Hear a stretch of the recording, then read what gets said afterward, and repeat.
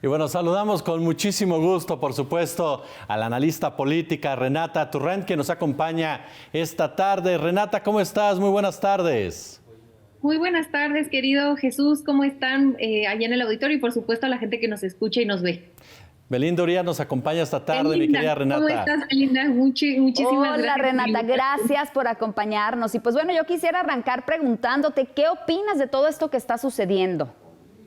Bueno, yo pienso que es un total fracaso lo que sucede en el Frente Amplio. En específico, me gustaría enfocarme en que creo que cometen un error gravísimo porque atropellan todo el proceso y creo que esto al final de cuentas le va a afectar no solamente al Frente, sino también a Xóchitl Gálvez, porque acaba siendo la candidata única y ese audio que ustedes ponen al inicio muy irónico en estos momentos de que ni que fuera López Portillo para salir en una boleta sola, pues es que peor, porque ni siquiera llegaron a la boleta, a la necesidad de tener boleta, porque fueron bajando a todo mundo poco a poco, y esto creo yo que es una traición sobre todas las cosas a aquellas personas que entraron al proceso, que juntaron firmas.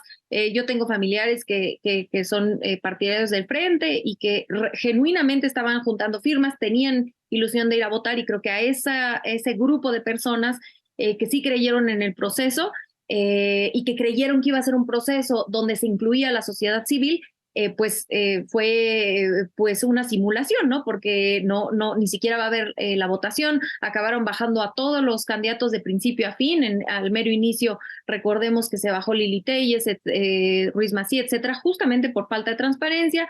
En la mitad les cambian las reglas a Aureoles y a Mancera, que incluso impugnan a Aureoles en el tribunal. Y ahora, por más que ahorita se esté tratando de hacer una operación para más o menos limpiar el desastre que sale ayer, cuando publican la encuesta, que también era parte del acuerdo que se tenía, que saliera hasta el domingo, posterior a la encuesta, a la consulta, la sacan antes.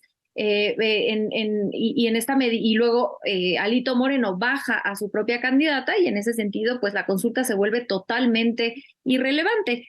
A mí lo que me queda pensar, a pesar de esta narrativa que se ha puesto en algunos medios que han respaldado históricamente al grupo que hoy representa el Frente Amplio, se centra en dos cosas que no tienen, con todo respeto, ni pies ni cabeza, ¿no? La primera es que en realidad cancelaron todo porque Morena se había infiltrado en el proceso interno, cosa que no han presentado ninguna prueba para asegurar eso.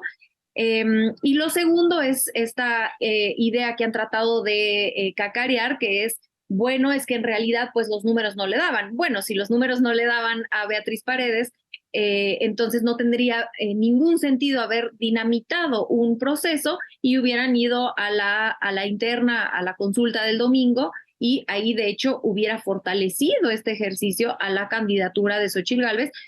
Pero por el contrario, al bajar a todos los candidatos, a los precandidatos, acaban dándole la razón al presidente cuando dijo desde principios de julio que en realidad era un dedazo y que se iba a hacer una simulación de proceso un poco en reacción a este proceso que se está viendo en el lado de Morena. Oye, Renata, para que haya una situación de esta naturaleza se necesitan dos. Todo el mundo le hemos dado hasta por la cubeta a Alejandro Moreno. Sin embargo, también está el papel del Partido Acción Nacional. El PAN, que a final de cuentas fue el que llevó, por supuesto, esta negociación, o por lo menos creemos que llevó la mano en esta negociación, y que, como bien señalas, pues de repente se dieron cuenta que había zonas grises en esta elección del domingo, en donde Beatriz Paredes podría haber incrementado su votación y con ello complicar bastante, pero bastante las cosas. La pregunta que te hago, querida doctora, tiene que ver directamente con ¿en qué papel queda el PRI? El PRI, que tú lo sabes mejor que yo, desde 1929 presentaba un candidato, pero hoy pues va literalmente colgado del PAN. Totalmente. Y yo empezaría diciendo a esta gran pregunta, es que en primer lugar es lógico políticamente que el PAN quiera poner a la candidata presidencial, porque es del frente, pues el grupo, el partido que más trae votos a la mesa, ¿no? El PRI está muy disminuido, el PRD pues ya con todo respeto no pues ni siquiera cuenta más que como un partido satélite, y entonces tiene una lógica que el PAN, teniendo más poder por los votos que trae a la mesa, pues quiera poner a su candidata. Eso es entendible políticamente.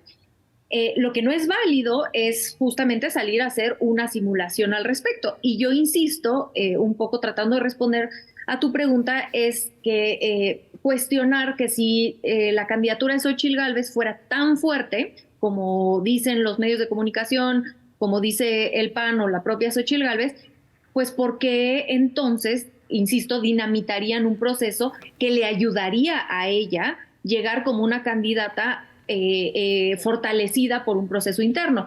Pienso yo en otros procesos internos que hemos visto, incluso dentro de la oposición, el proceso interno que hubo entre Felipe Calderón y Santiago Krill fue un proceso interno muy ríspido, ¿no? Vaya, no fue suavecito, fue intenso, fue un debate intenso, se pegaron fuerte. Incluso si volteamos a ver el proceso interno de Morena, pues por supuesto que hay tensiones muy fuertes entre los dos punteros, ¿no? La puntera y el puntero. Y eso te habla justamente de que se está jugando una candidatura de manera importante o sin simulación.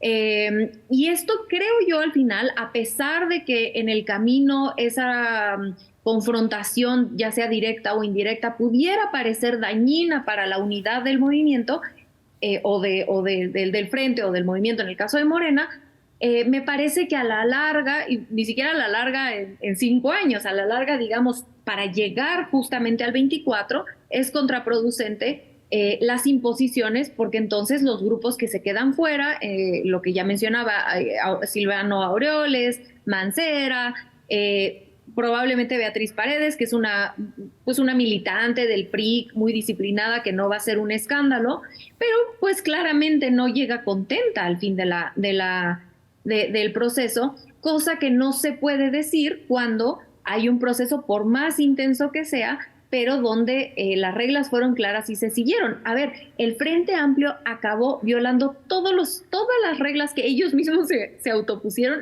todas las violaron, ¿no? De que iba a haber primero dijeron que iba a haber un mini INE, eso se cayó. Después dijeron que la encuesta iba a ser telefónica y que no iban a decir. Al final de cuentas no tenemos muy claro, más allá de que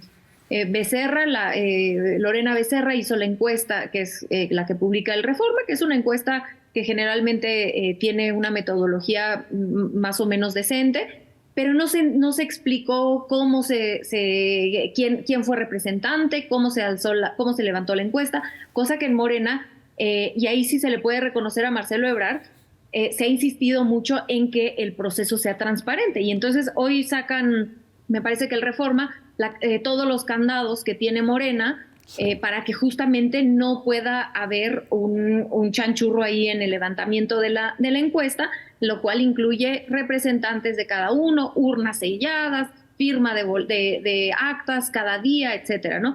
Entonces creo que la diferencia radical entre un proceso y otro, a pesar de que por supuesto ha habido dificultades también en el proceso de Morena, pero que esa transparencia y el hecho de haber mantenido las reglas intactas, pues ha sido positivo.